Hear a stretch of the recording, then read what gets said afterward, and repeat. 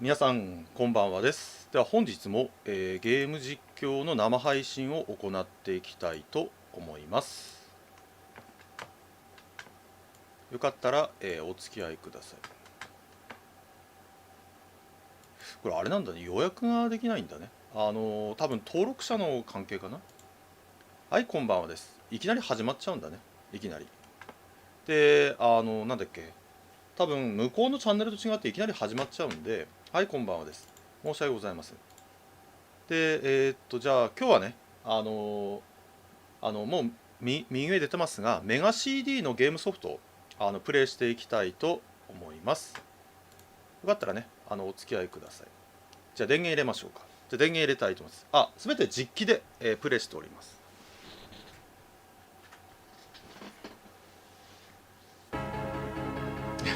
懐かしいですね。メガ CD2 を使っております。メガ CD2。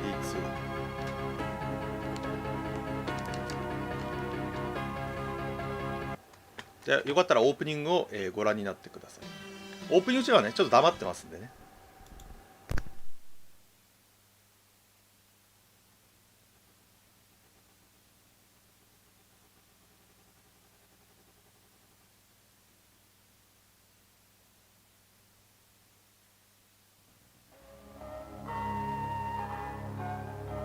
時は慶応8年、倒幕運動に揺らぐ徳川幕府は反幕府勢力鎮圧の切り札として異国フランスに軍事援助を仰いだが失敗してしまう。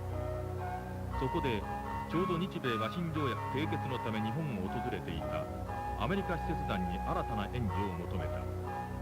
ヨーロッパ譲りの錬金術と原獣飲料のシャーマニズムを背景に一風変わった科学技術を確立し、わずか1世紀で軍事大国となったアメリカである。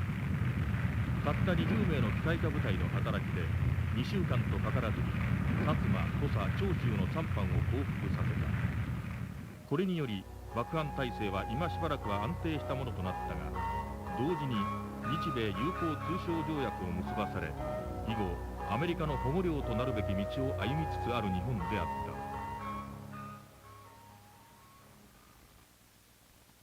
そんな時代背景とは無関係に、ここ秩父山中に太古より神の秘宝を守ってきた神の末裔たちがいた。時代の流れにその数を減らし、今やじいさんばあさんラミだけになってはいたが、その3人の手により依然神の秘宝は守り続けられていた。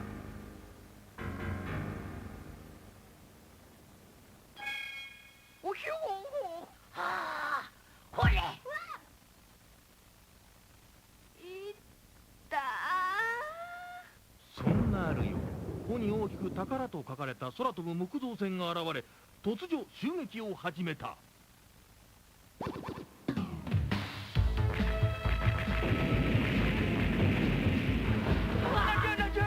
何事じゃ。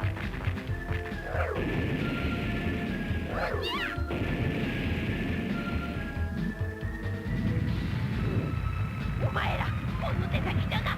うわー、ダメは一体とは何しとんじゃ。待てー。もらっていくべ。これこそ秘宝の鍵を狙うドクターポンの宝船だった。うわ、よくやった皆の衆。ついに鍵を手に入れたっぺや。私がいない間にこんなにひどいこと許せない。ハイパーキューティーバニーシャンチェンジ。お前どこ行ってたんじゃ。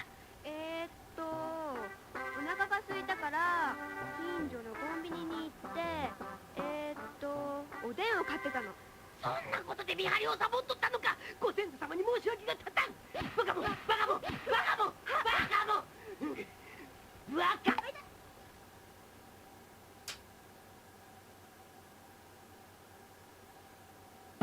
はい、という作品です。意味がわからないと思った人はね、はい、今回やるのはね、メガ CD のソフトの、KO 遊撃隊になっております。ちょっと説明すると、大名さんこんばんはです。なんか、日本の江戸時代みたいな世界なんだけど、ちょっとおかしいってやつですね。はい、皆さんこんばんはです。敵はね、タヌキさんですね。で、これ主人公はラミちゃん。ノアの末裔にして、秘宝の守り人である女の子。この事件では守り人の正装である、バニー服姿に身を包み、ポチの背にまたがりその援護をする。ポチはね、今の見てるドラゴンですね。ドラゴン。ドラゴンのことをポチって呼んでます。で、敵はドクターポン、タヌキですね。だからタヌキとウサギってやつですね。ウサギとタヌキってやつですね。IQ1400 地球上で最高の知能を持つタヌキながら、見た目はただのタヌキである。秘宝の意味を知っている唯一の生物で、太古より鍵を狙っているらしいです。だから敵はね、ドクターポに使える七福神。すごいな、バチ当たりだね。で、さっきのおじいさんとおばあさんは、秘宝の鍵を守る、守り人の一族らしいです。ただ、なんだっけ、あまりに年月経ってるんで、さっきの鍵が何のために使うのかってわからないみたいですね。はい、こんばんはです。じゃあやっていきましょうか。これね、なんだっけ、てっきりバカゲーって見えるじゃん。なんか、難しいんだよ。本当に難しいの、このゲーム。以前生放送で、ニコ生で1回やった時にね、ダメだったからね。やってみましょうか。まずは、これ当たり判定ですね。これ真ん中が一番いいのかな。これ当たり判定をどこに持っていくかってやつですね。真ん中にしましょう。で、これは、あれですね、キーの割り振りですね。で、移動速度。これあれかね。通常は1にしてこっちを2にするか。この方がいいか。で、残りポチっていうのは残機ですね。残機。これは5。で、これ難易度。人がノーマル。天狗がハード。で、猿がイージーですね。イージーでやりましょう。イージーでも難易度高いからね、イージーでも。じゃあ始めていきたいです。ここでね、残機増やせる裏技があるんですが、それやってると、なんかすごい時間かかるんで、今回は、それなしで、普通にやっていきたいと思います。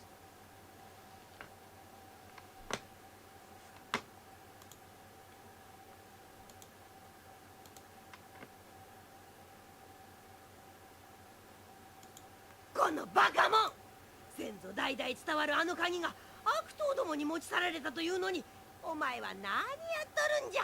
おでんなんか買ってきよって。いったー、ふにあんな鍵1個取られたからってそんなに興奮することないじゃん。お前全然理解しとらんな。盗んだのはあのドクターポンじゃよ。 IQ1400 超天才タヌキのあいつがあんだけ欲しがる鍵だよ。とんでもない代物だっちゅうことぐらい察しがつかんのか。でもそれってさ、一体何に使う鍵なの？何って、だから秘宝の鍵だよ。だからさ、その秘宝ってのが何なんだか聞きたいんだけど。うるさい。とは言っても実は箱舟と呼ばれているということ以外詳しく覚えとらんのじゃよ。箱舟？どんなもんなんだろう。とにかくあいつはその箱舟を使ってこの星をタヌキの星にしようとしとるんじゃ。なんだ、そんなの別にほっときゃいいじゃない。このスカ、あいつに鍵取られた原因は誰だと思っとるんじゃ。ちっとも反省。お前には何言ってもしょうがないか。それじゃ鍵を取り戻してくるまで飯抜きってことにしようかね。ちょっとダメだ。鍵持ってくるまで一切飯抜きだ。ほら早く行かないと見失っちゃうぞ。はあ、しょうがないな。じゃあ行くよ、ポチ。ポチ、いつまで寝てるのよ。いや、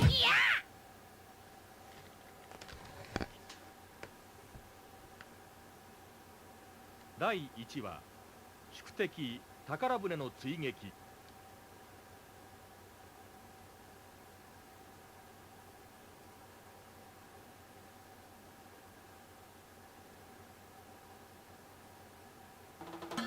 ちょっといろいろ説明しましょうか。主人公の、声優さんは菅野美穂さんですね。菅野美穂さんです。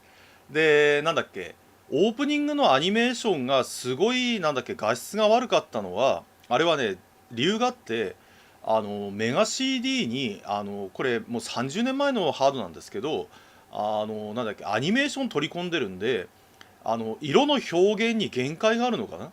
なのであんな感じにアニメーションの部分だけ異常にちょっと色が悪いのかな。で、なんだっけ、さっき今見たムービーは、はい、こんばんはです。ドットアニメーションって言って、ドットで作ったアニメーションなんで綺麗なんですね。だから、まだこの頃は、そのアニメーションの取り込みっていうのは難しかったってことなんですね。セガサターンとかでやっとビデオ CD とかが再生できるようになったんで、まだまだこの頃はね、そのアニメーションの取り込みっていうのは難しかったって感じですね。なので、ちょっと画質が悪い感じになっています。で、画面見ると、得点は点数ですね。点数が増えると残機が増えます。で、残りっていうのが残機ですね。で、遅いっていうのはスピード。で、今映ってるポチが、一応、実機ですね。で、なんだっけ、なんだっけ、攻撃ボタンを押さないと、オプションが2つまで、つきます。で、オプションは1個チョイスすることによって、ボムですね。ボム。だから、弾消しですね。相手の弾消しプラス、前方にダメージを与えるっていう攻撃になってます。じゃあやっていきましょうか。すごいね、これ難易度高いでクリアできるかどうかがね、すごい怪しいんだよね。やっていきましょう。こんな感じで。これが今、ホーミング。今取ったのがホーミングですね。ホーミングだ。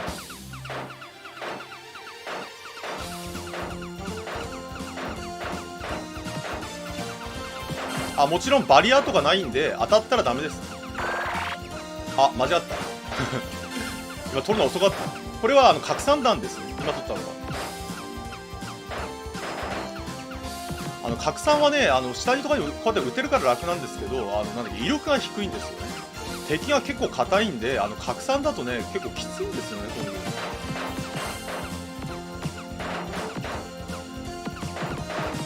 硬い。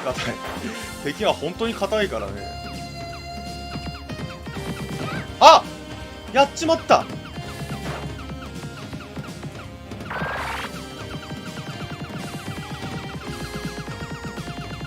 もしかしたら初めからやった方がいいんじゃねえか。やっちまった。いきなり死んじまった。多分ね、今なんだっけ、このパワーショットじゃなくて拡散、アイコンバー拡散だったからちょっとまずかった。あんな感じになっちゃうんだよ。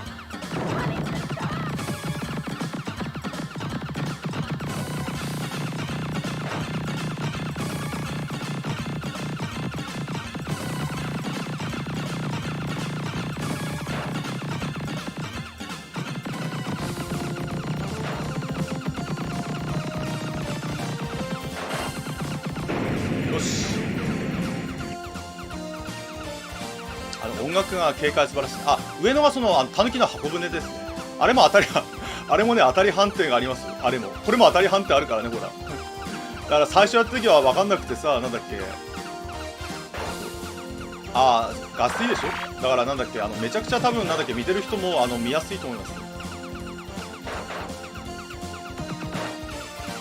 これバリア欲しかったよね、個人的に。バリア1回ぐらい弾を防ぐバリアが欲しかったね。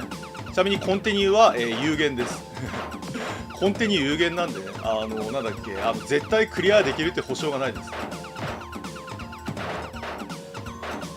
PC エンジンとかね、昔のシューティングはほんとガチすぎるからね。なんだっけ、とりあえずクリアできるっていうやつじゃないからね、昔のやつは。はい、こんばんはです。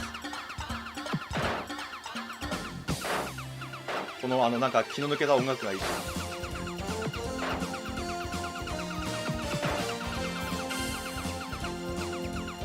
というか私の年齢で今このガチシューティング系をやってること自体がすごいと思うけどね。おじいちゃんがシューティング昔のシューティングをやってみたって状態ですか。大体30年以上前のハードを現役でやってた時点でもう年齢でしょうね。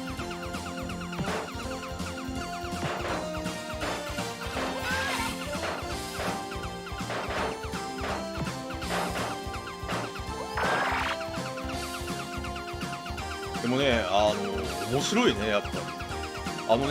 なんかやっぱシューティングゲームはね、昔ブームだったんですよね。80年代から90年代の初めぐらいまではブームだったんですよ。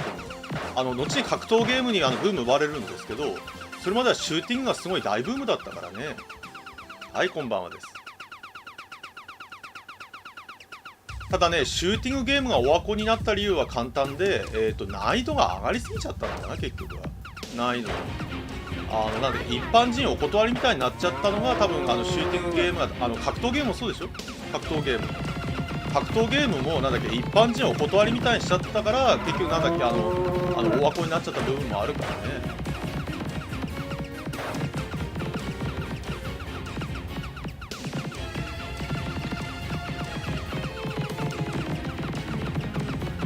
あまりも難易度上がりすぎちゃってるね。アーケードゲームってどうしてもほらインカム稼ぎって言って100円いっぱい入れてほしいからなんだっけ危ね100円いっぱい入れてほしいから難易度上げてっちゃうんだよねどうしても。だからその結果一般人が寄りつかなくなってしまうっていう状況なんですね。そうそう、だから弾幕ゲームとかそうでしたよね。弾幕ゲームとかやりました。一面クリアです。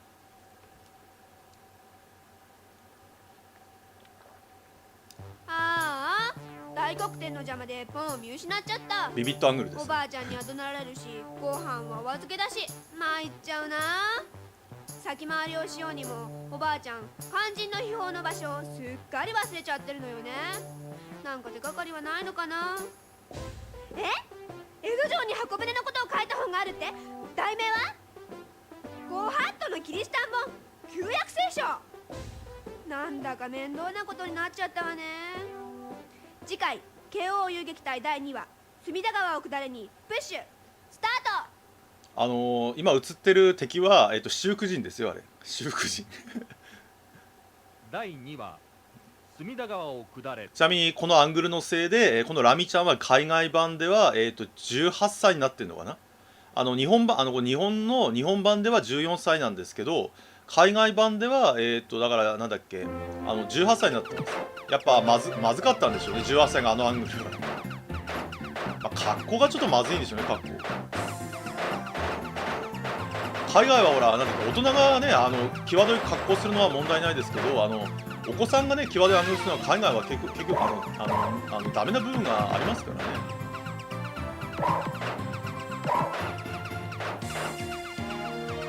でここは後ろから来るのに注意ですね。あんな感じでホーミングに任せましょうね。後ろなんだっけ後ろからなんだっけ来てぶつかって死んじゃうってケースが多いんで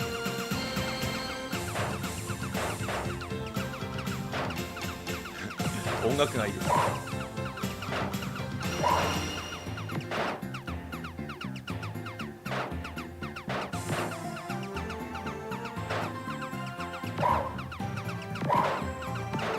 なんか今もこういうなんかシューティングゲームとか出てほしいですね。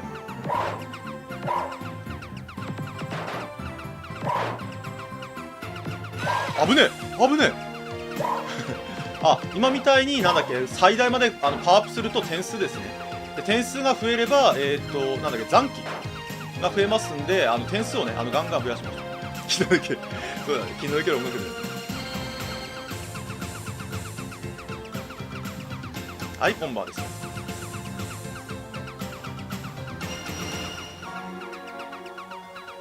特攻隊が来るぞですね上から特攻隊が来るぞですね。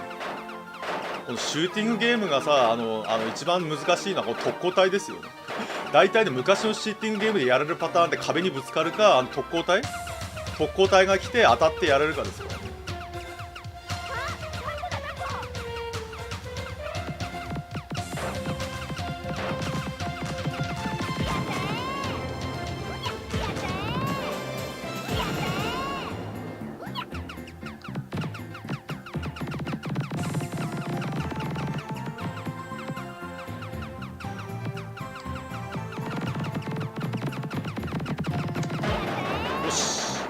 このボムをいっぱい使っていきましょうか。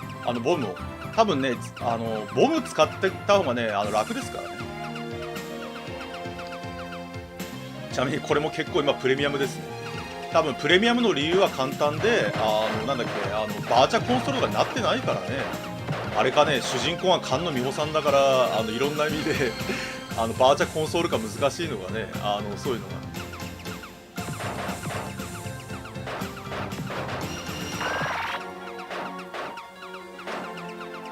このパワーショットの理由は敵が硬すぎるんだよね。本当に敵が硬すぎるんで基本的になんだっけこのパワーショットじゃないと倒しづらいんですよね。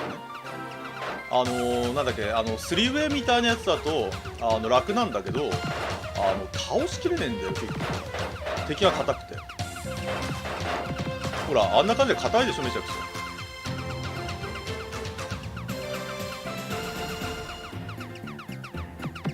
パワーショットでも倒しきれないからね。あとこれね、初見殺しが多くて上から急に敵が降ってきたりとかするんですよね。急に上から敵が降ってきたりするんで、注意しないといけないですね。結構それでやられますね。あ、手裏剣は全方位ですね。手裏剣は、自分と行く反対側に、弾を撃つ。でボムは、威力が高いけど下だけだから、このホーミングホーミングが一番いいかな。海の中に何かいるよ。あ、これが修復人ですね。めでたいからめでたいか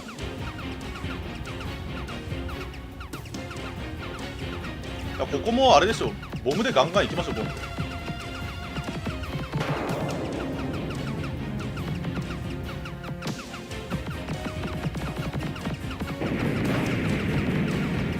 ここまで来たら一回ボム撃って復活させる。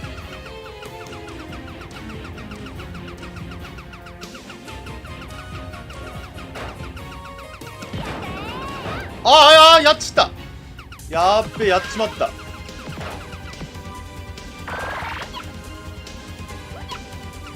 今挟まれちゃった。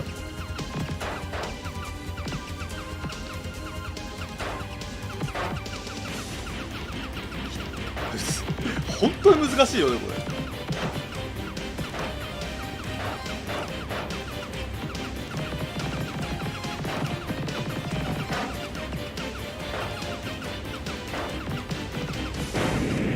よし。2回死んじゃったね。2回ちょっと死んじゃったのはもったいない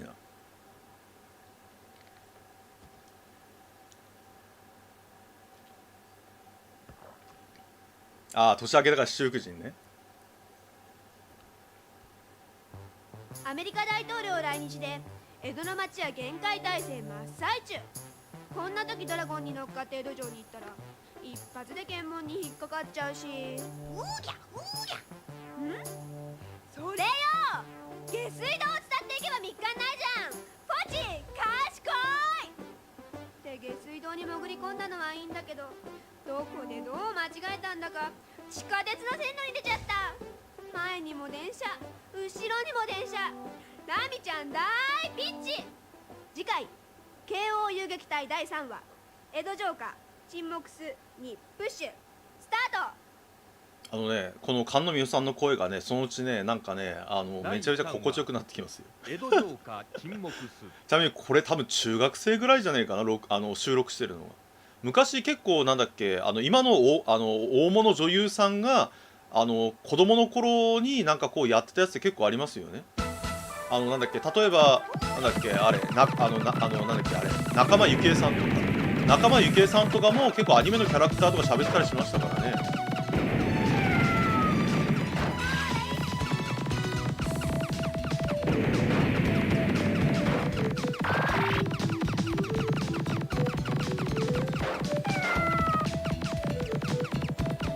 ある意味黒歴史かもしれないけどね、本人たちにとっちゃ。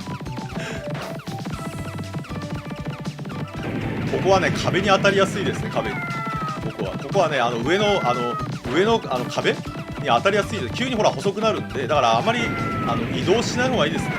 移動して壁に当たってなんだっけやられるってパターンが多いですね。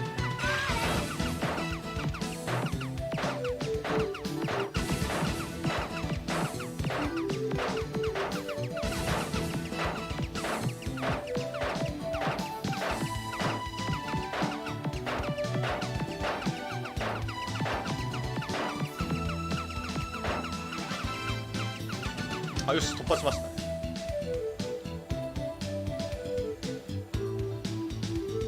非常に出るわよ。ここは早くていいです。豚さんですね。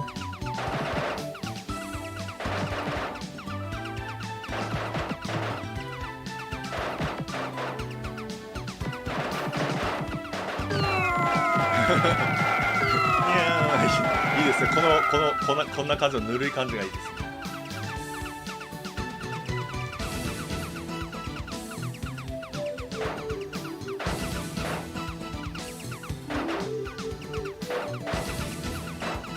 だいたいシューティングってこういう感じになりますよ。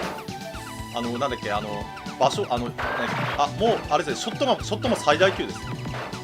あとはなんだっけ、ショットとか、なんだっけ、ボムを取れば、なんだっけ、基本的になんだっけ、点数です。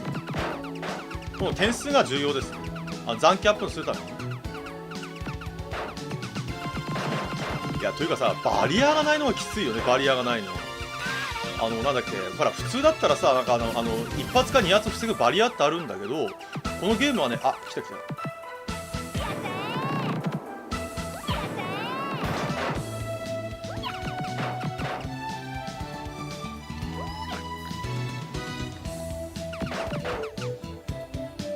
ワンナップいや、だからそれダメだろ、そのワンナップは。ねえ、あれ、ちょっと、取れないよ。貴重なワンナップが、このゲームはね、ワンナップほんと貴重だからね。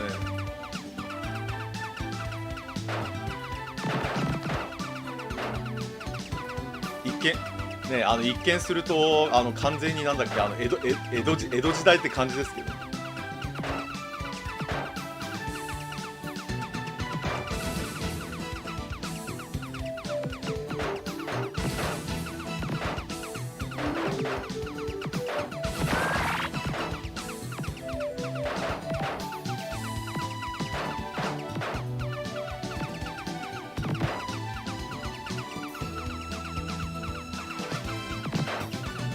てか戦車が飛んでるのが面白いです。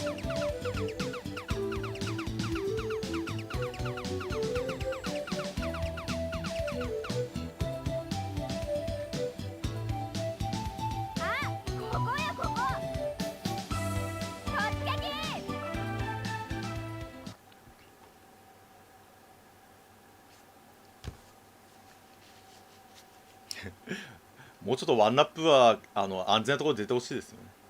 創世記7章。主はノアに仰せられた。あなたとあなたの全家族とは箱舟に入りなさい。またあなたはすべての動物の中からオスとメス一つがいずつ取りなさい。それはあと7日経つと私は地の上に40日40夜雨を降らせ、私が作ったすべての生き物を地の表から消し去るからである。そして大雨は40日40夜地の上に降った。こうして主は地上のすべての生き物を人をはじめ動物、這う者、空の鳥に至るまで消し去った。水は150日間地の上に増え続けた。創世記8章。やがて大いなる水の源と天の水門が閉ざされ、天からの大雨がとどめられた。そして水は次第に地から引いていった。水は150日の終わりに減り始め、箱舟は第7の月の17日、アララトの山の上にとどまった。アララトの山の上？そこに箱舟が？けどアララトなんて山聞いたことないな。江戸城が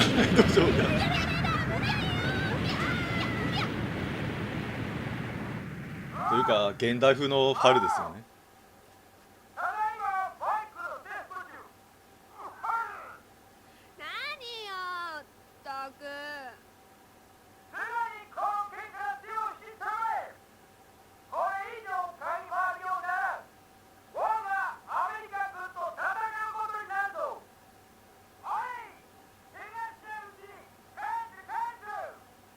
そんなこと言ったってこっちだって鍵持って帰んないとご飯食べさ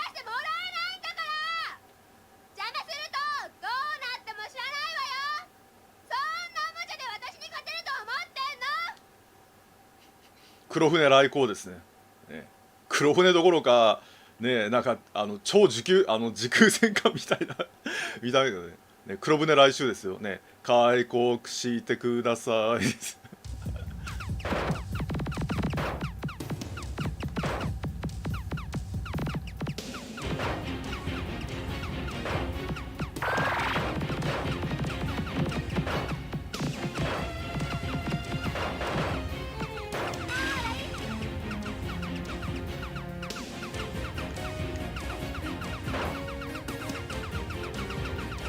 だって後ろにさ、なんでこれヘリコプターがあんのかね。ね、明らかになんか近代のようななんかヘリコプターが。あ、ほら、ほらいるじゃん。ね、開国してください。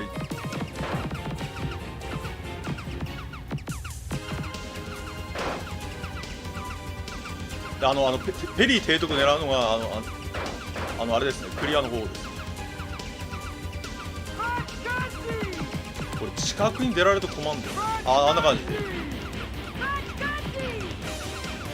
近くに出られるとすげえ困るんだよ。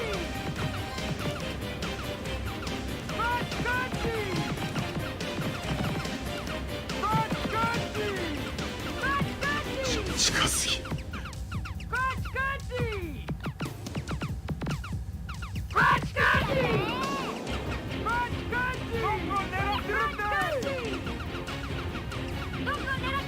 ちなみにペリーにも当たり判定あるんで、当たっちゃうとダメージ食らっちゃいます。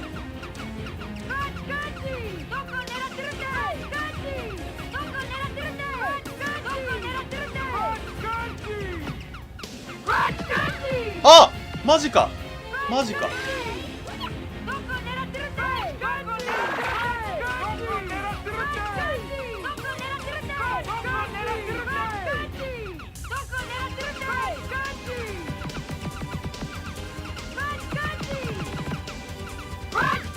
え、あ、やばいやばい、マジか。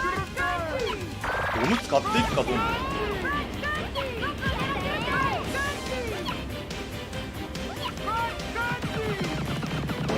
よし、死にすぎたね。なんだっけ、ペリーに当たってるってパターンです。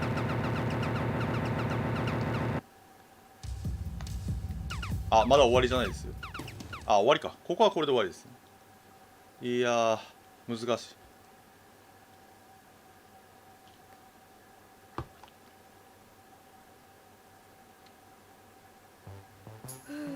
なんだかやたら邪魔が多いけど、そんなに大切なものなのかな、箱舟って。それはそうと、荒良山ってどこにあるんだろう。荒良山っちゅうたら、はるか海を越えたロシア帝国にある荒良山に決まっとるじゃろうが、すでにポンはそこに向かっとるぞ。はよ追いかけんか。はいはい、じゃあ行ってきます。次はロシア帝国ですね。なんなのあんたたちは。アメリカの空軍さん。もうこうなったら誰でもいいわよ。相手してあげるから。次回 KO 遊撃隊第4話、新たなる伏兵にプッシュスタート。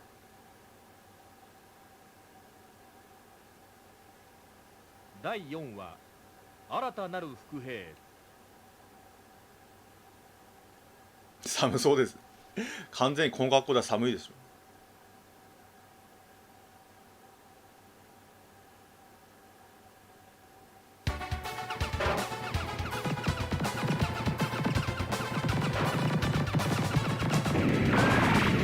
敵が硬いね。倒しきれないね。敵がね硬いんだ。なんか敵がもう戦闘機を投入してる。戦闘機すごい時代だ。一体いつの時代なんて話だよ。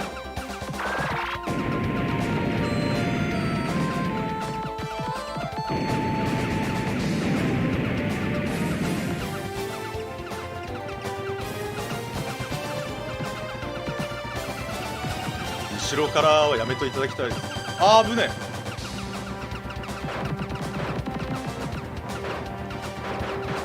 後ろから来るのはやめてほしいね。後ろから来るの。これでイージーだから。これでイージーだからね。本当に困っちまう。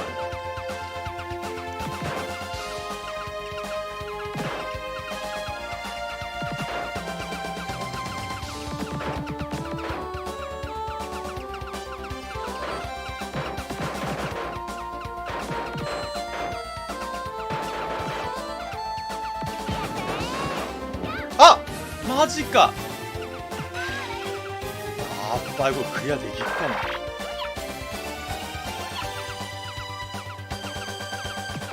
マジか。今敵の後ろからの追撃弾でやられたね。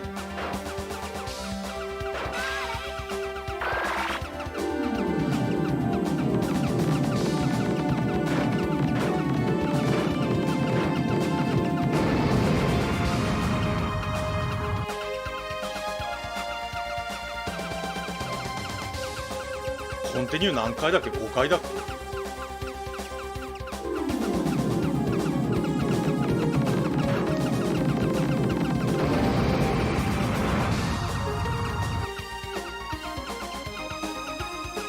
ちなみにこれやり込んでる人はね、なんだっけ、ハードでクリアできるからね、すごいと思うよマジで。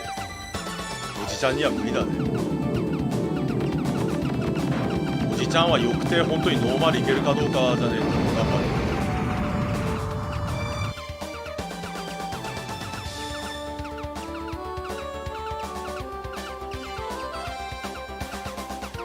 昔のほらシューティングとかで絶対人間がクリアできないような難易度とかあるからね。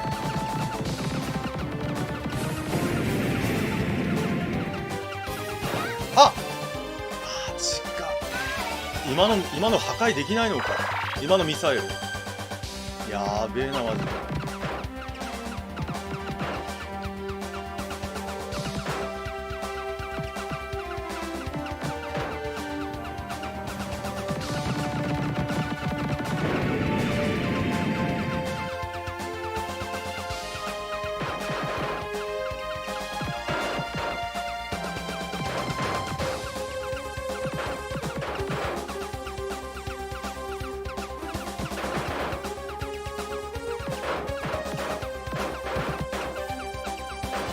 イージーだったらもうちょっと弾の数をねサービスしてほしいですね。ね、もうちょっと弾の数を減らすとかさサービスしてほしいですね。イージーだったらね、イージーなのになんか弾がさなんか縦横無尽に飛んでくるのはさちょっときついよ。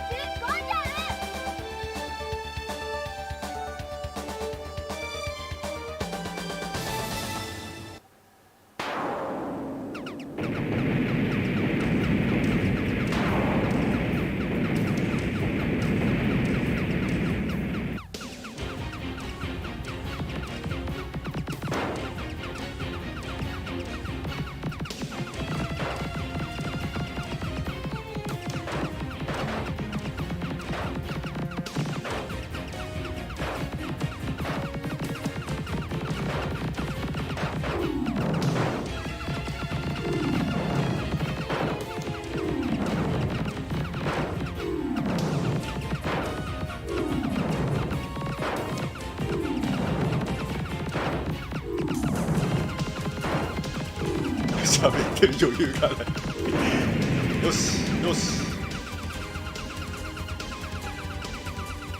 空中戦艦かなね、空中戦艦かな。いや難しいねマジで。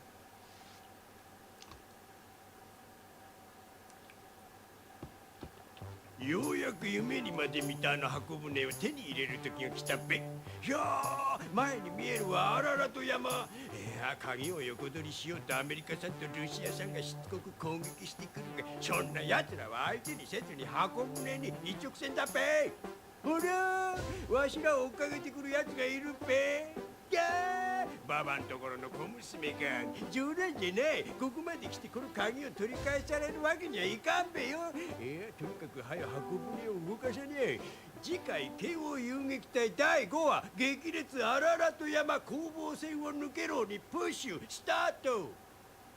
柳さんですね。多分コンテナ破壊しないと中から多分なんか敵の攻撃が何か出るんでしょうね。アララト山攻防戦を抜けろ。いいですね。こういうなんかノリがいいです。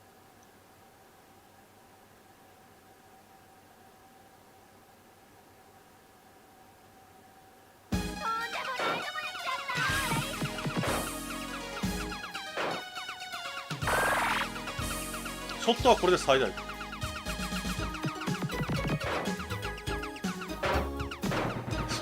そう後ろから来るのはダメでしょ。後ろから来るの。え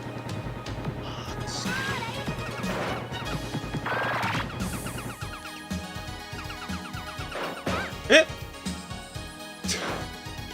ちょっと待って、それはダメでしょ。それはき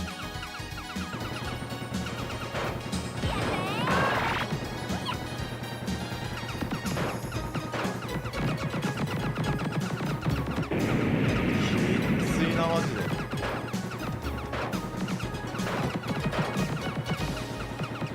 あれ後ろから来るからなんだっけ、なんだっけ、それで激突する場合もあるからね。やった、ワンナップ。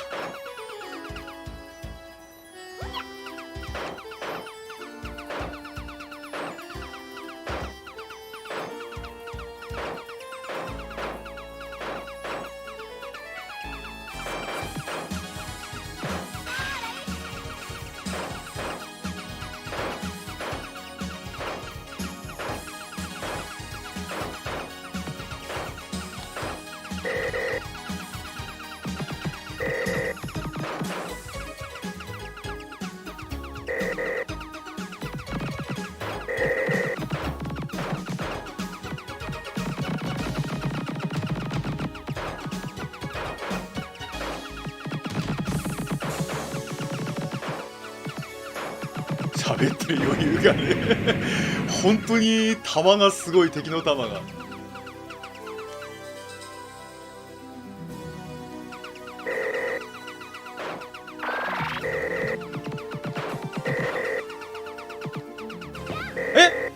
今何当たったんだ今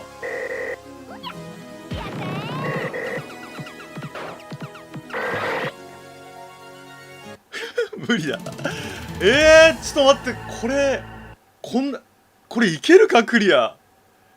やべ、こんな感じです。なんだっけ途中でやられるともうあんな感じで復帰無理ですね。復帰がうわマジか。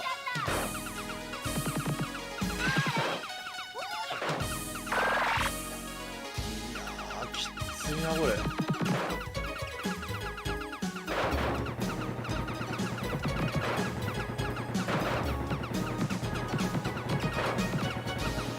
あ、まただ。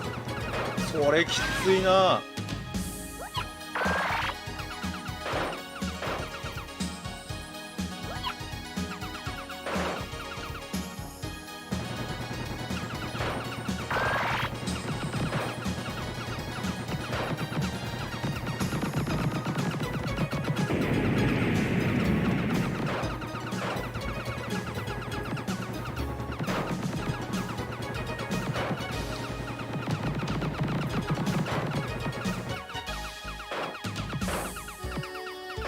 ね、バカゲーかと思ったらなんだっけ、ガチすぎるからね本当にこれちなみにイージーですよこれでイージーですからね。これより下はあります。危ね、これより下はありませんからね。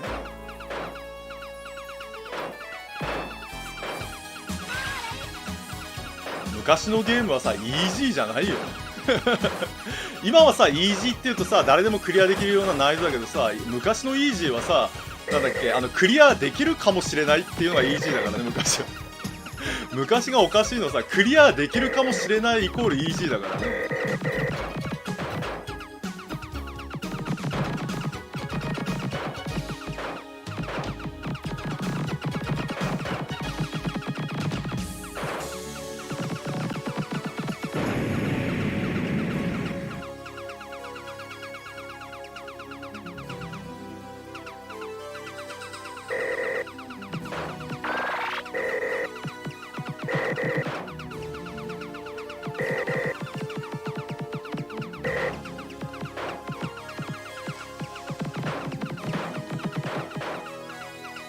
根本的に昔は難易度の設定がね多分ちょっとおかしいよ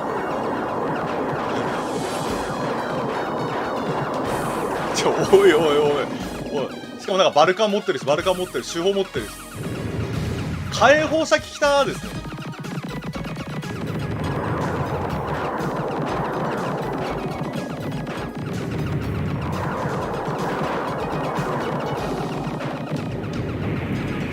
よし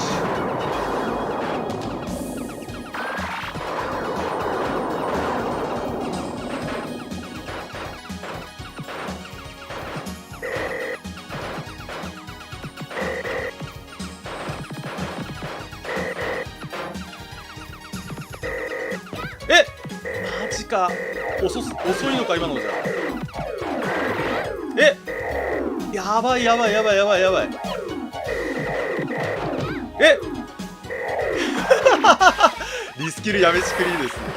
うわー、マジか。え、後ろからかよ。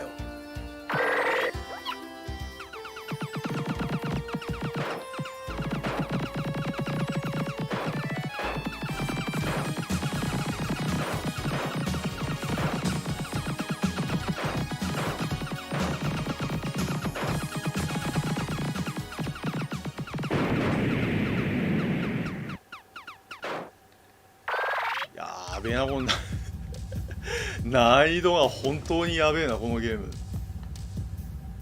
なんとかクリアしたい。ワンチャンクリアすればほらなんだっけ次のエリアにあるからねコンティニューが。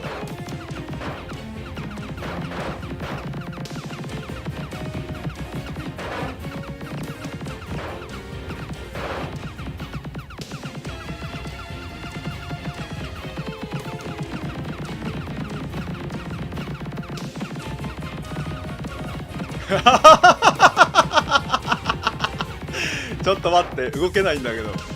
ちょっと待った。敵の弾の数がなんかごめん。なんかもうすでになんか人間が避けられないような弾の数。宝船です。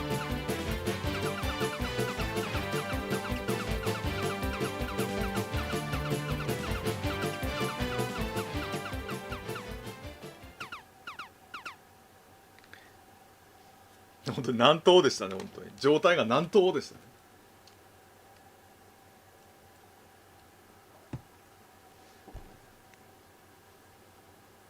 残念だなや、こいつはもうわしのもんだっぺ。この盆栽の化け物が運ぶね。はあ。だけどなんでまたそんなにこいつを欲しがるの？なんだなや、そんなことも聞いとらんのか。お前ら一族が長い間隠し続けてきたこの箱舟はバイオニクスファクトリー、つまり生物工学の技術の粋を詰め込んだ船だよな。こいつを使えばどんな生き物だって思いのままに作り出せるっちゅう代物だっぺ。遠い昔、お前らの先祖はこれに乗って別の星から来たんだっぺ。その星に住むさまざまな動物の細胞を乗せてな。何のことがさっぱりわかんないよ。ポチわかる？お前らの先祖が来た時、この星にはまだ過当な生き物しかいなかったんだっぺ。そこで箱舟で運んできた細胞を使って新たな生き物を作り出し、その新しい生き物でこの星を満たしたんだっぺ。どうしてそんなことしたんか今となってはわからんがな。つまんない。何かして遊んでようよ、ポチ。かくいうわしもその時新しく作られた生き物なんだっぺ。まあ見かけはタヌキだが、人間の数倍の脳を持つっちゅう生き物なわけだべよ。で、わしの頭脳とこの箱舟を使ってこの地球をわしらタヌキの支配する星にしようちゅう筋書きなんだっぺ。ポチったら面白い。ちょっと待ってお前らわしの話全然理解しとらんぺ。もう時間の無駄だったぺ。よし、まずは手始めにお前らを叩き潰してやるぺよ。なんや。わー、すごい。いやー、船が崖を滑り落ちとるぺ。あ、ポチ、追いかけて。とにかく鍵だけを返してもらわないとまずいんだから。はい、ということです。要はここは地球じゃないってことですね。多分こんなところまで追いかけてきよってしつこい小娘だぺ。大きなお世話よ。人んちの鍵盗んどいてずうずうしいったらないわね。このタヌキはポンポンポン。派手に来たね。とにかくな、この箱舟が手に入った今、お前らなんぞへでもないっぺ。そうだな、手始めにお前んとこのチンケなドラゴンとは比べ物にならん。これぞ本格発注ドラゴンでも作ってみるか。ぶっかーポチ、あのタヌキにあんたの実力しっかり見せつけてやって。うきゃ。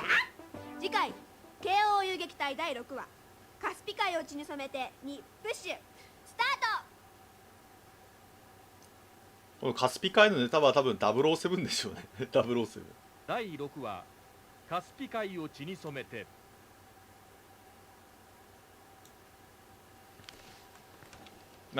要はノアの箱舟っていう宇宙船に生物のデータを乗っけてきて、それで生物を作ったってことですね。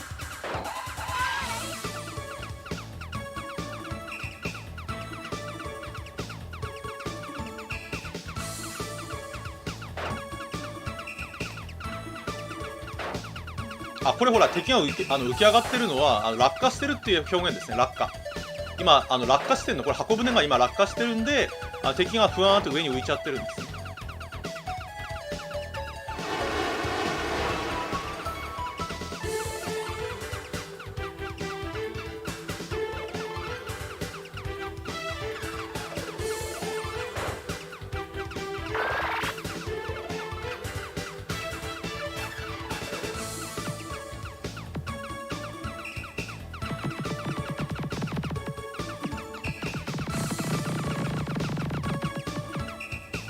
え、炎に当たんのかい。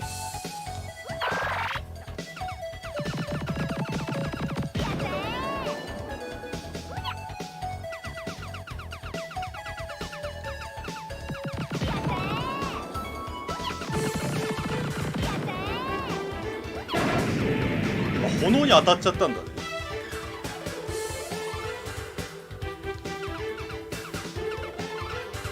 もうゼロ機しかありません。いやだからたぬきさん弾が多いってたぬきさん。このほらこの飛び馬やべんだこれ。飛んでるやつらがなんだっけ、ちょっと硬いんだよ飛んでるやつ。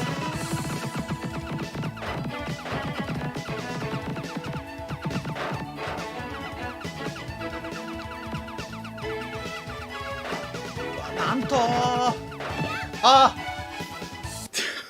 これ難しい。クリアできるかこれ。これいけるかね。やべえなこれ、難易度マジで。はい、こんばんはです皆さん。これやべえぞこれ。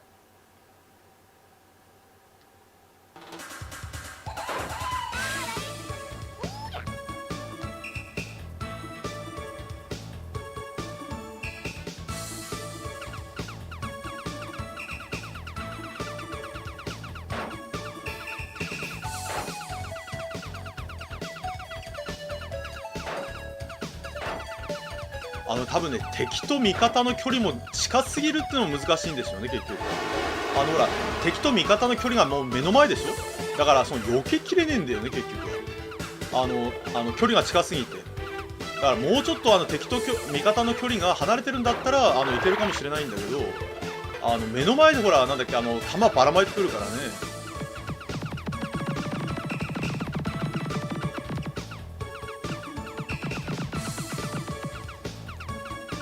これ気をつけないと。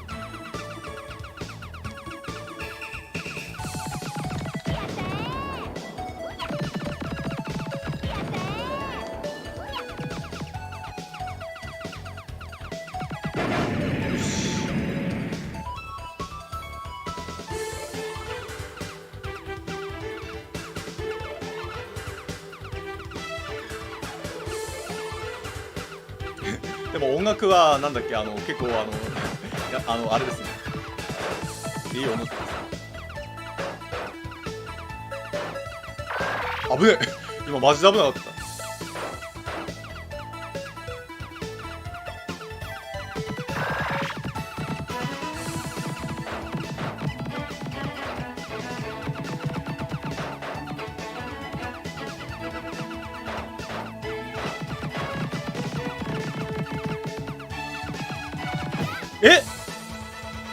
体当たりはダメでしょ。体当たりはダメでしょ。体当たりは目立った。危なかった。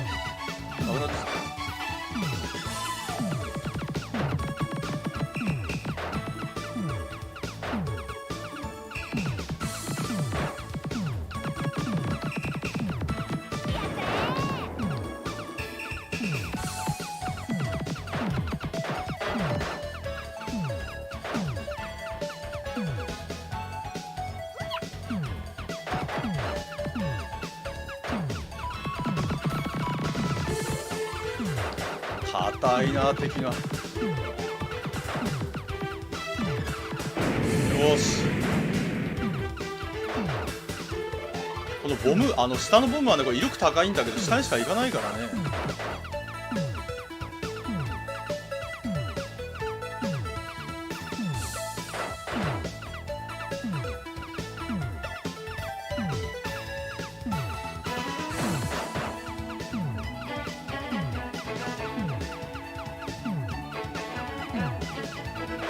あぶねえ、この飛びようがやべえな、飛びようが。よ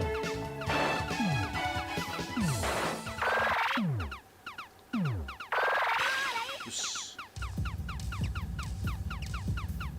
ここはどんなボスだ。はあ、こいつか。こいつやべえんだ、こいつ。ほら、あーやばい。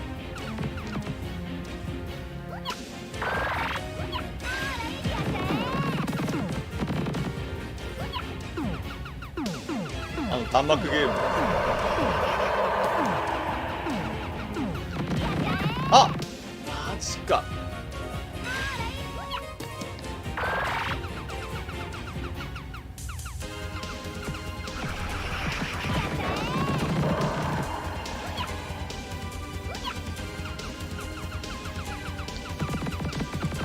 弾幕ゲームですねえ、完全にただの弾幕ゲームになりました。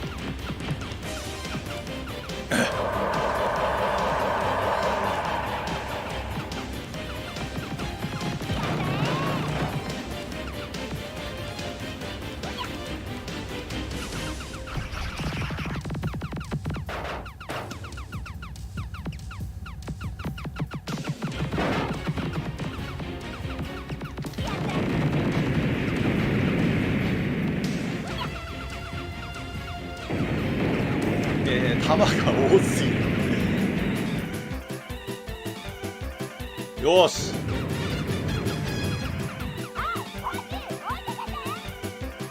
いや、いよいよ多分最終かな。次は確か最終ですね。最終来ましたよ。いよいよ最終ステージ、箱舟の中ですね。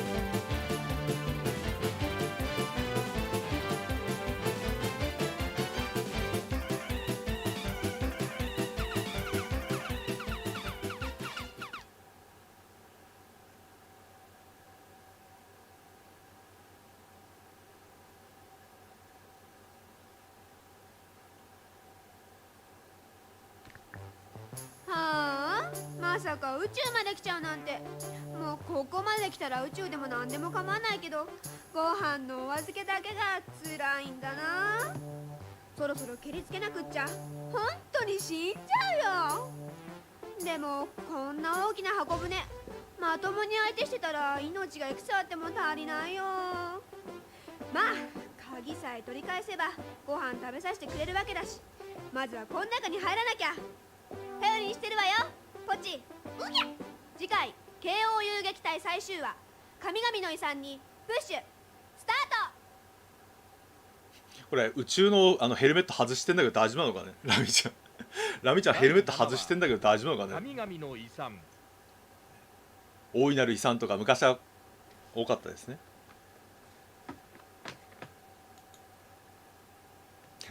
そうメットかぶってなかったよ。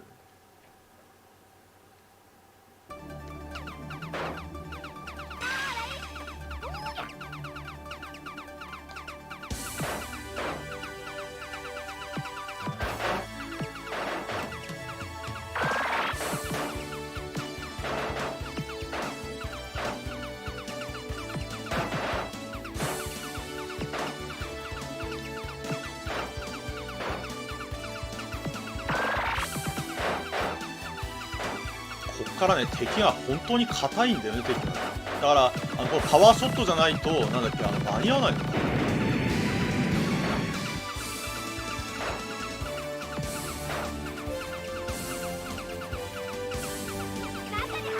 あ、ここ初見殺しですここ初見殺し。急いでいくと苦労に当たってやられるっていう初見殺しですあー、こっからだ。こっからはすごいよ、敵のね弾がすごいよ。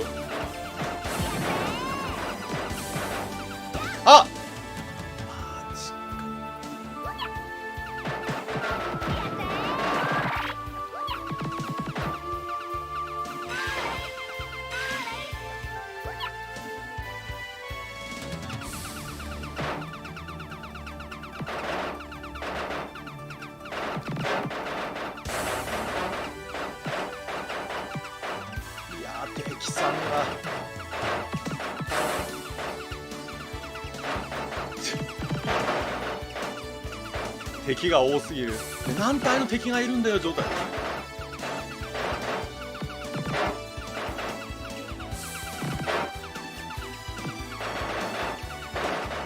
たまに壊せないやつもいるからまずいんだよ。たまに壊せないの。壊せないやつもいるからね。あともちろん壁に当たってもダメですよ。壁に当たっても。ああ、ここか。ここは確か。ああ、ダメか。今みたいにして通んの。今みたいにして。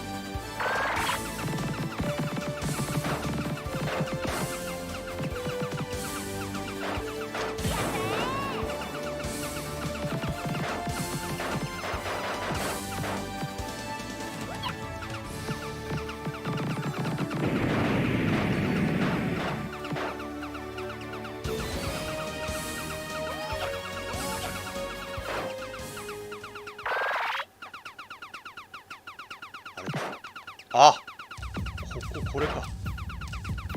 ああれ、これクリアできるかな。あれ、これいけるかな。ちょっと怪しいぞいこれ。最終ステージはね、なんだっけ、ほとんどなんだっけ、やった記憶がないんで、いけるかなこれ。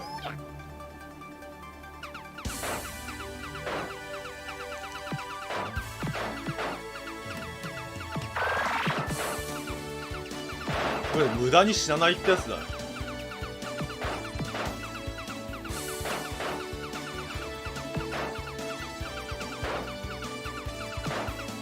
あ、間違った。あ、間違っちゃった。も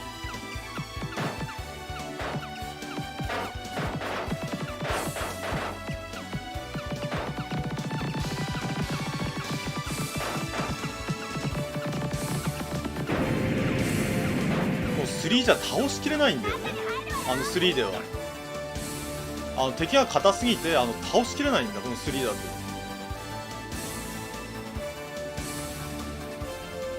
でももしかしたらあれかな、ここは最初のここは3の方がいいのかな、もしかして。なんと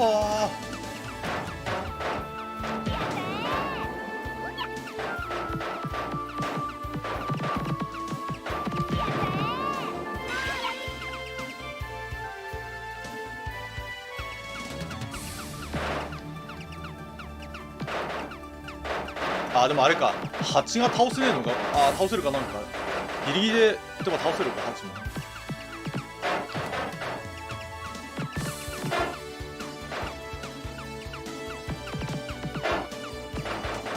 蜂もなんかゼロ距離でガンガン撃てばなんとか倒せる。そう、その場コンテにはないですねこれは。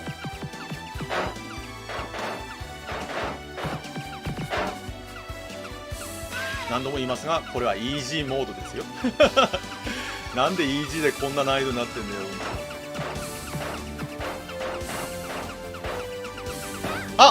そっか、早く行くとダメなんだ。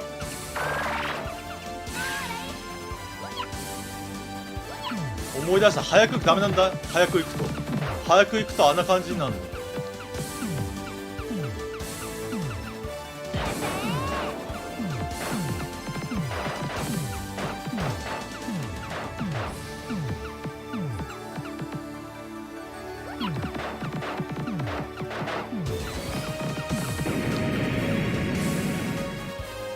やべえ、こっからパワーじゃないのまずいな。で、さっき、前から来たね。前から来たってことはあれか、こんな感じ。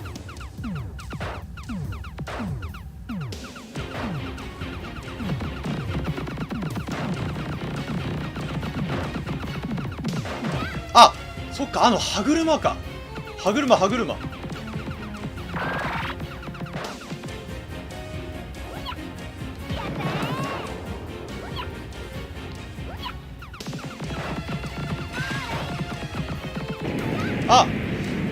ジか、歯車か。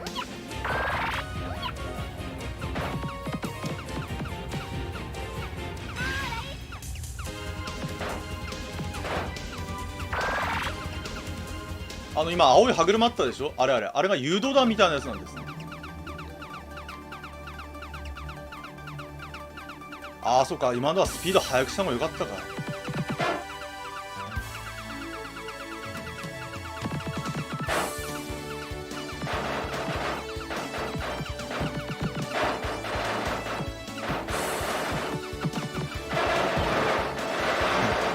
処理落ちしてる。なんと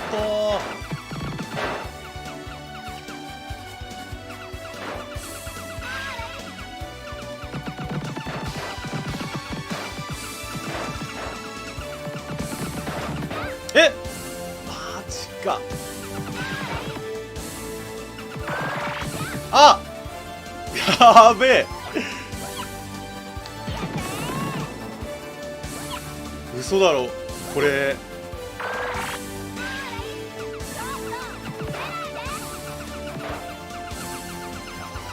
やばい、もうない、残機が。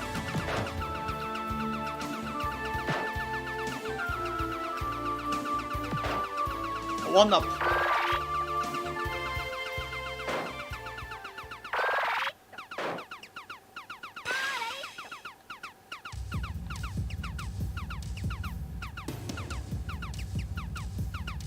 さっきの歯車のところで死にすぎたね。あ、ラスボス危ねえ。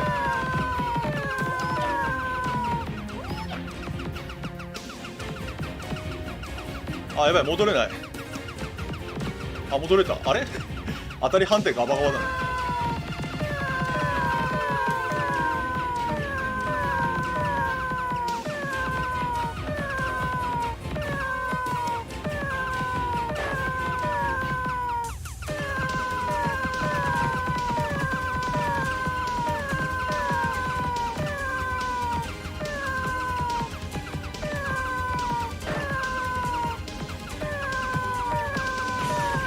えマジか。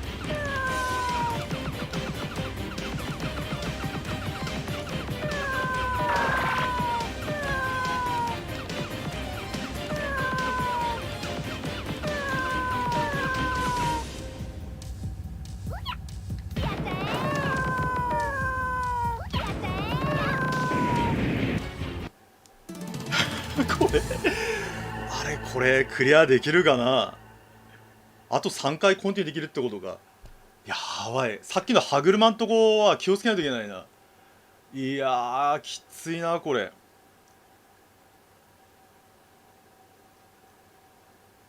やべえな。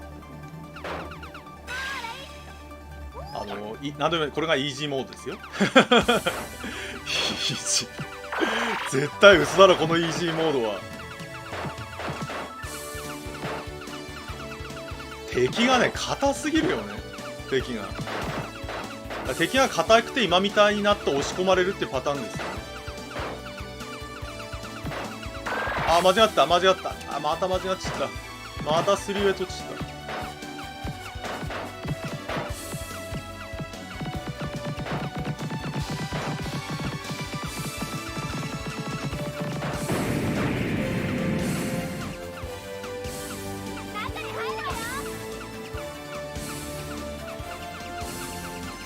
多分最大までパワーアップした状態でパワーショットでいけば、なんだっけ、さっきのなんだっけ、やつはなんとかなると思うんだよ。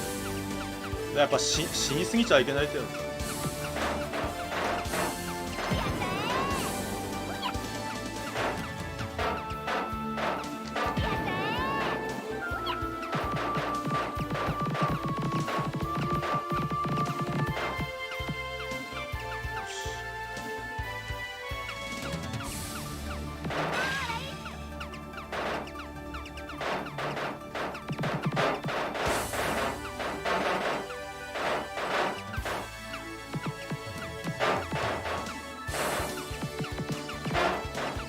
青い歯車覚えた。ね、青い歯車はもうやらないよ。ね、もうやら、あっぶね。早いにしようか。ね、もうやられない。ね、セイントに同じ技は二度と通じませんから。何回、ね、それで何回死んでるんですかって話になっちゃう。ここはあれですね、最初に行っちゃダメだ。だからある程度なんだっけ、敵をやってからこう。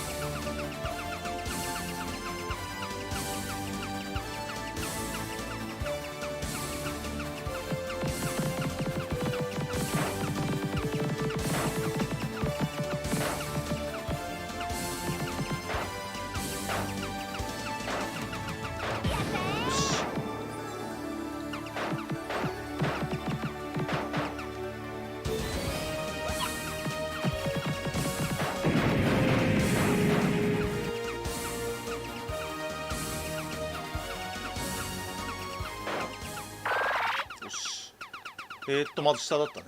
下、上、下、上、下、上。歯車、青い歯車。あれだ。えいやいや。いやいやいやいや。それは想定外でした。え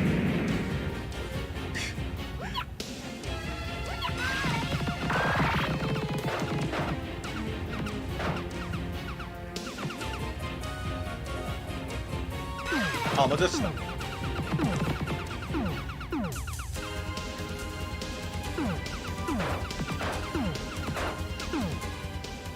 パワーパワーパワー。よし。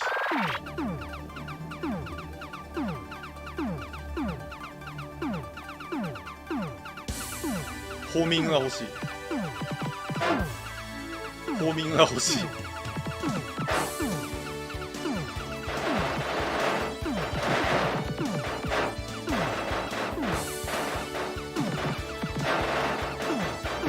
え、もう見えねえよ。敵が多すぎる。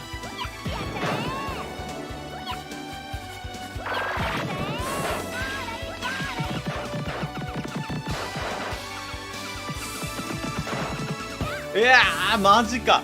追尾してくんのかい。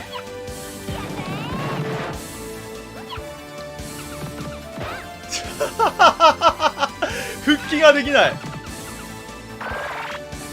一回やられるともう復帰がダメだ。復帰がダメだ。復帰が。ボムもさ、なんだっけ、ほら、キャラクター、なんだっけ、キャラクター復活させなダメだからね。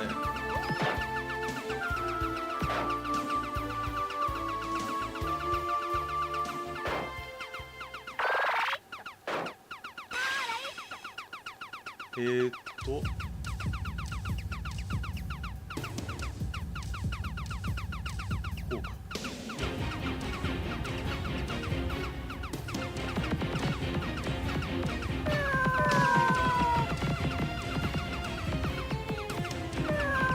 炎をかわすって感じです。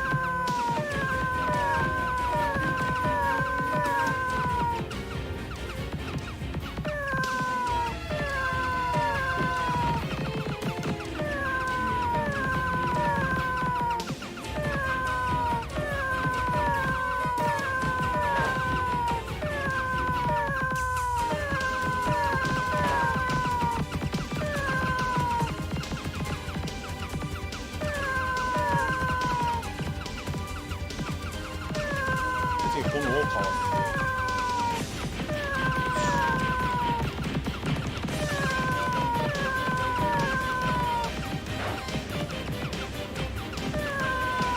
また炎をかわ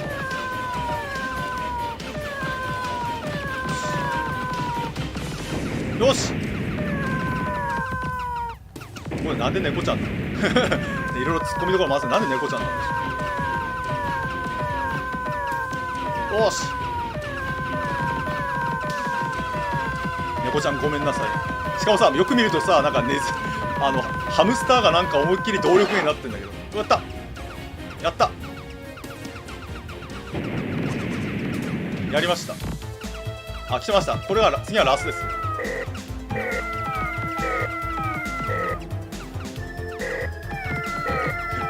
完全に弾幕芸です。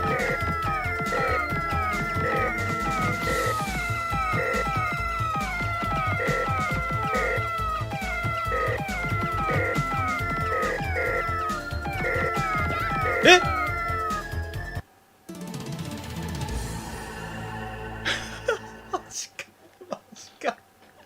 マジか。あれか、もうさ、なんかさっきのところはボム使ってガンガン進むしかないな。うわー、マジか。今のがラスト、今のがラスト、今のがラスト。うわー、マジか。あと1機あればな、あと1機。1機、せめてあと1機あればね。無駄に死にすぎた結果です。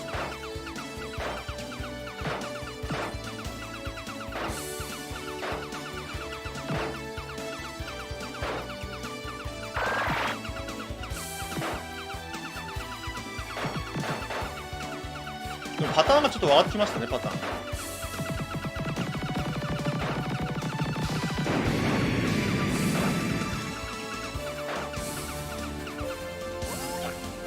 パターンが分かってきましたね、この音クリアするぞ。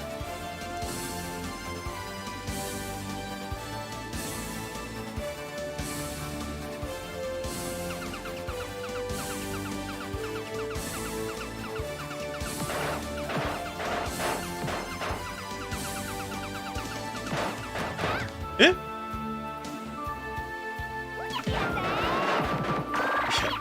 今のはダメでしょ、今の。え、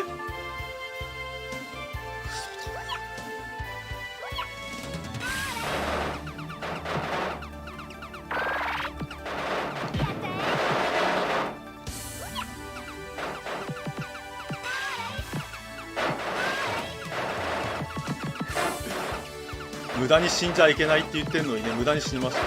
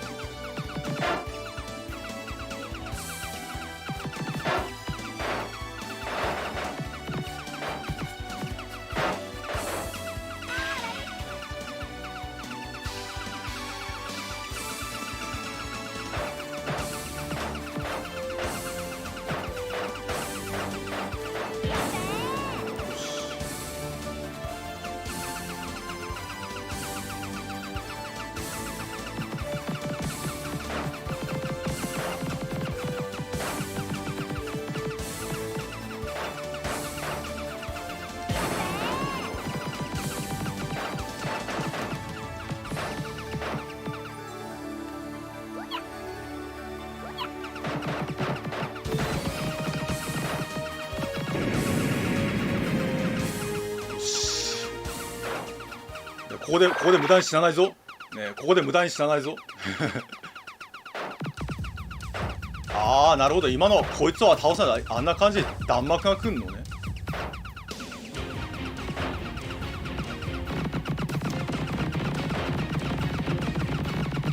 え、いやー、だからそれは避けれないでしょう。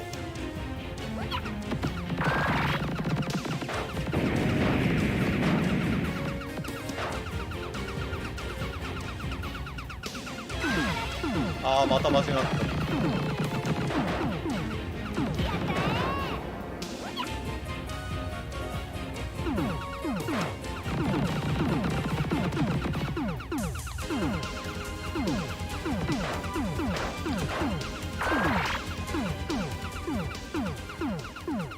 ホーミングが欲しい。ホーミングがさっきもこのなんか手裏剣取ってなんかメタメタにやられたからね。ホーミングが欲しい。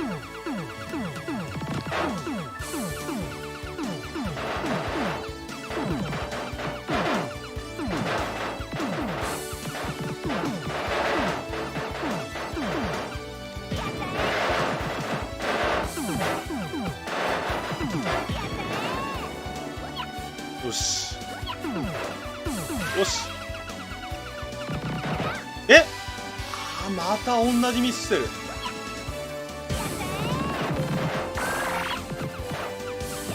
え、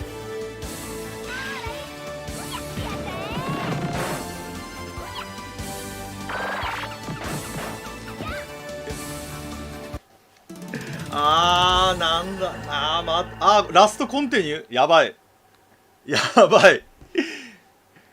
クリアできねえぞこれ。マジかマジか。なんだっけ、あれだね、なんだっけ、金魚は追尾してくるね。金魚は追尾してくる。やばいな、クリアできないね。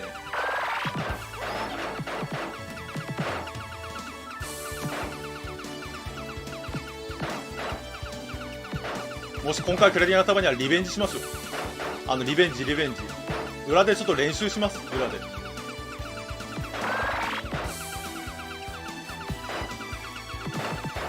さすがにあれか、30年近く前にクリアしただけの記憶ではダメか。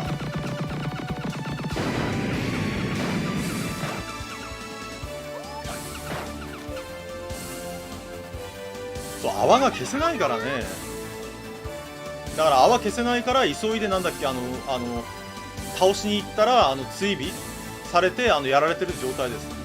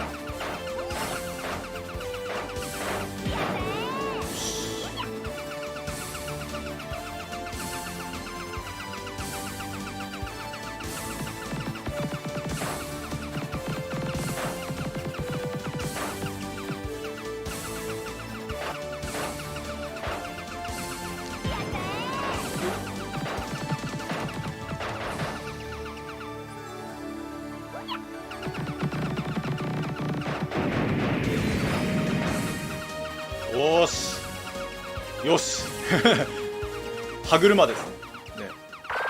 歯車には歯車の生き方があるってやつです。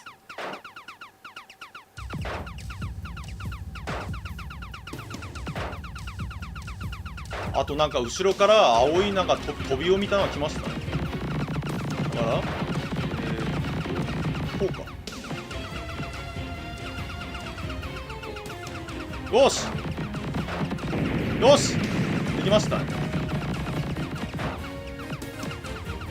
であれ歯車をこうやって倒す。よしよしよし。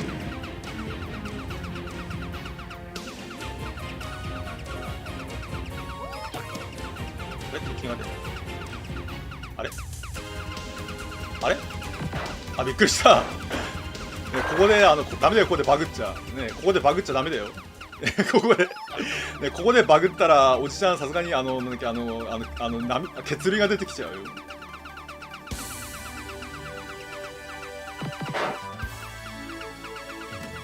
昔のゲームなんでね、読み込み不良の可能性もあるからね、本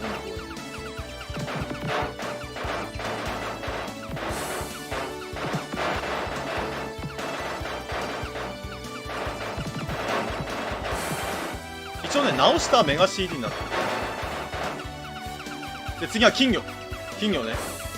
金魚は、追尾してくる。ちょっと待ってちょっと待って。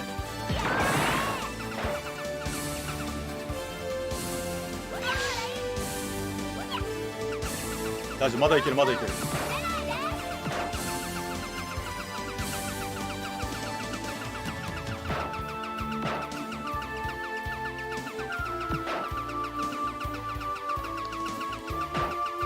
やった、ワンナップ。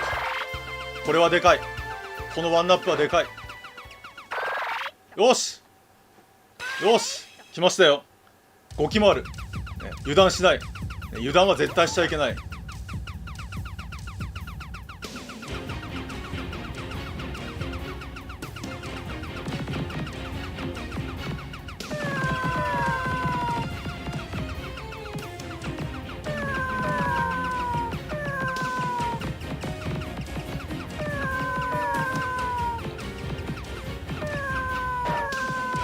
炎を回避する。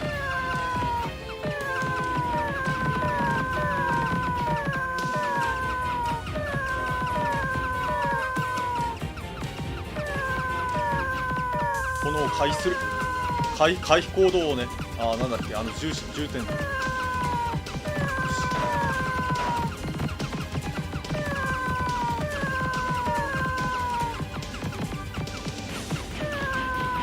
回避行動重視、回避行動重視。炎を回避。よしよしよし。炎を回避。よし、来ました。絶対クリアするぞ。ね、俺はこれクリアしてふるさとの幼馴染と結婚するんだ。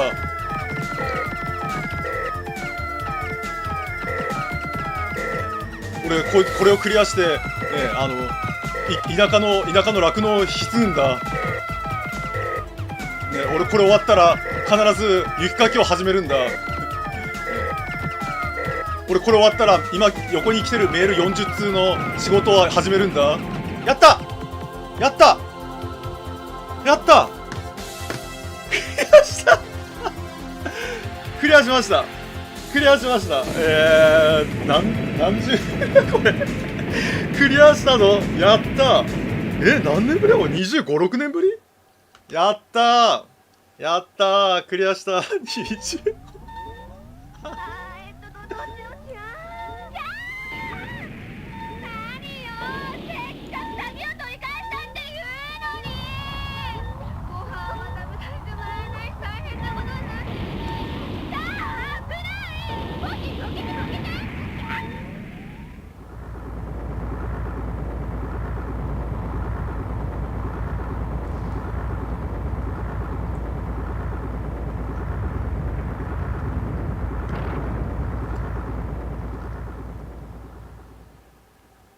おか、あれ何？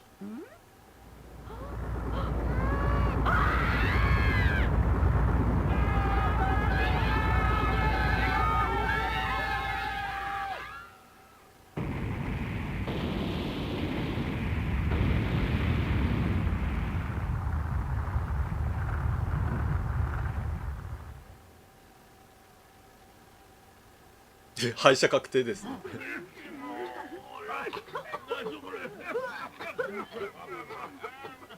鍵がどこにあるのかさっぱりわかんなくなっちゃったよ。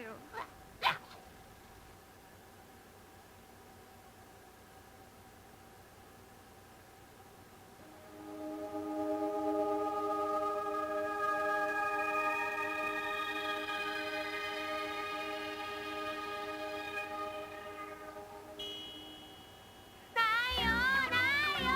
こっちはないみたい。そっちはどうぼっち。いや、そこはいいからあっちも探してよ。見つかんないとご飯抜きよ。いやいや。もう。いやー。おぎゃおぎゃおぎゃおぎゃ。なんと、死者は一人もいませんでした。あんなにとんでもない被害なんだけど死者は誰もいなかったっていうギャグ空間ですからね。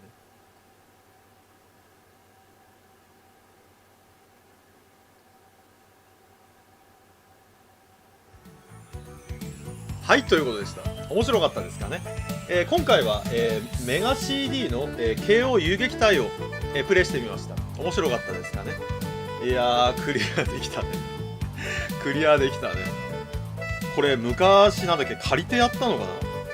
94年か3年ぐらいだったから28年28年ぐらい前かクリアしたの。いけましたね。いけました。やりました。いやー、クリアできるかどうか怪しかったけどね。ああ、よかった、本当に。でも、なんだっけ、シューティングゲームとしては面白いですね。面白い、本当に。よくできたシューティングゲームだと思いますよ。ちなみに、この慶応遊撃隊っていうのは、3シリーズ、3作品ありますね。今回やったのが、メガじゃあ CD。今度はって会おうね。うぎゃこの今P が入ったでしょ。この P が入ったのは何かっていうと、次はセガサターンですね。セガサターンにも、慶応遊撃隊の今度はアクションゲームかな。1はシューティングゲームで、2が、アクションゲームで、なんだっけ、3がなんだっけ、スゴロクになってるって形ですね。面白かったですかね。いやー、なんとかクリアできました。いやー、よかったよかったクリアできてよかったですね、本当に。はい、ということでした。面白かったですかね。じゃあまた次回も何か違うゲームをね、実況したいと思います。あとね、なんかもしあれだったら Twitter とかにね、なんかこのゲームやってくださいという要望があればね、やりたいと思います。新しいゲームも、なんだっけ、プレステ5以外は一応あるのかな。スイッチとか、ありがとうございます。スイッチとか、なんだっけ、Wii U とかも全部あるんで、あとプレステ4のプロとか、プレステ3もありますんでね。なんか、もし、ただ、あれか、最近のゲームだとなんか怪しいのも結構あるんで、まあ、なるべく怒られないようなね、ゲームをやっていきたいと思いますんでね。よかったら、お付き合いください。よかったらね、ぜひチャンネル登録お願いいたします。週に2、3回、ゲーム実況はね、やっていきたいと思います。あと、過去にニコニコ動画に投稿した、ゲーム実況もね、720p の高画質で、アップロードしますんでね、よかったら、ご覧になってください。よろしくお願いいたします。はい、ではね、今回はじゃあこれで終わりたいと思います。長々とね、お付き合いありがとうございました。またよかったら、次回の、ゲーム実況の方も見に来てください。よろしくお願いいたします。はい、ではね、今日はこれで終わりたいと思います。はい、皆さんお疲れ様でした。はい、お疲れ様でした。